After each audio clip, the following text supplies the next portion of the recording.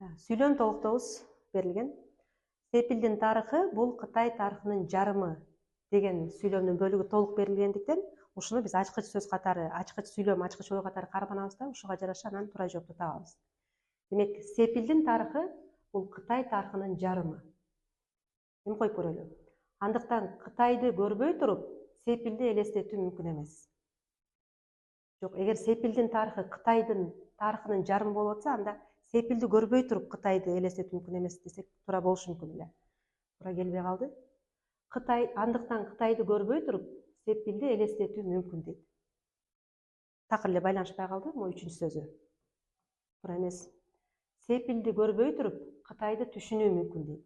Эгерде сепилдин тарыхы Кытай тарыхынын жарымы болуп атса, кантип сепилди көрбөй туруп Кытайды түшүнө алабыз?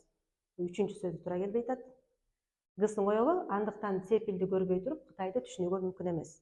Анткени сепилдин тарыхы бул Кытай тарыхынын жарымы болуп атат. Туура жообубуз гысы.